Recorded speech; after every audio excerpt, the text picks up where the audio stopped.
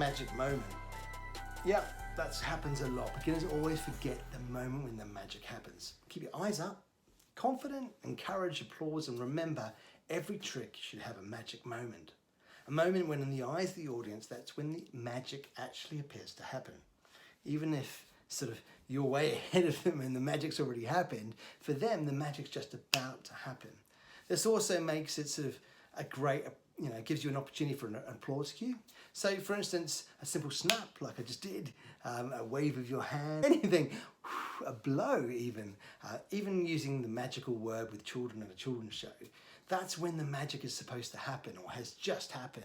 And that adds drama to the performance and makes good theatre.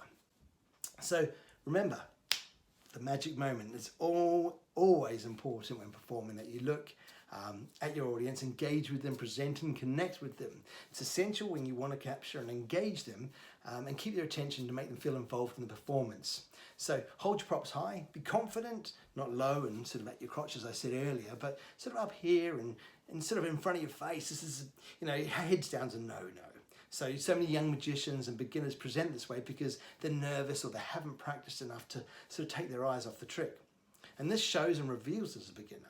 And it's kind of uncomfortable to watch for the audience as well. So, and it makes it awkward for them to sort of want to sort of volunteer and sort of be a spectator.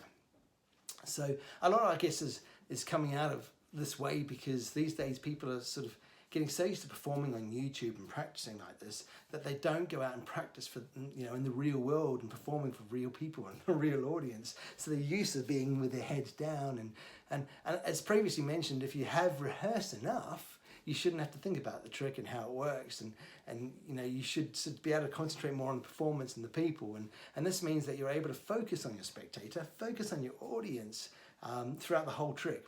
And when you engage with them more, and then you do this with your props and your magic and whatever you're using, whether it's cards or kids show magic or anything, you come across far more confident. People want to sort of watch you longer, and then when you do have a sort of a moment or a magic moment, they're going to applaud. So always remember that magic moment, and there's nothing wrong with encouraging the applause. So make sure you do pause very briefly and allow time for the magic to happen, and applause will come.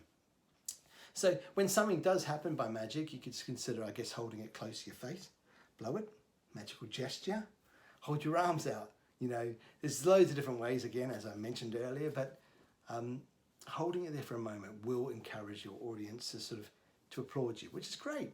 And it feels good. So we love applause, and I guess you love it, and that's why you do it in a sense. And there's nothing better than doing a performance at the end or at a party and the event and all the other tables here.